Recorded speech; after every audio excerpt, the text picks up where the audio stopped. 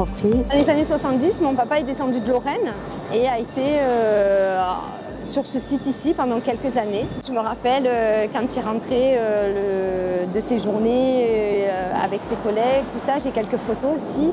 On habitait sur Fos, au port, et voilà. Et depuis, je suis toujours assez subjuguée par tout ce travail en amont qu'il y a Ouais, je pensais... En fait, quand j'ai commencé, je ne pensais pas que c'était comme ça. Mon métier, ça va être pontière. Je vais alimenter en soulevant des brames jusqu'au trahant-bande à partir d'un engin qui est situé sur 15 mètres de hauteur. Voilà, je vais alimenter en continu le trahant-bande. Ce qui me plaît, c'est le travail de nuit. Ces brames, elles sont rouges vifs, c'est fabuleux. C'est fabuleux.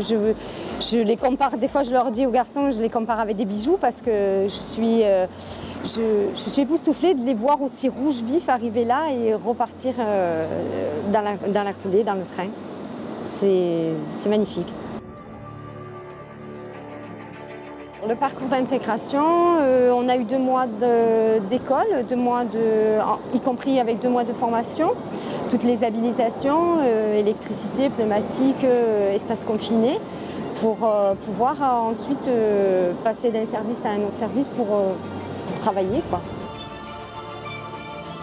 On a une semaine dans le mois où on va à l'école, on continue la préparation du dossier pour passer les CQPI en fin d'année 2016.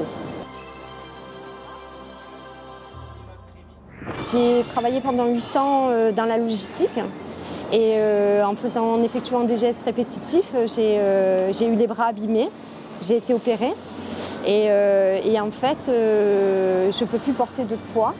Donc là, le fait de manipuler tout ça, ça ne cause pas de soucis.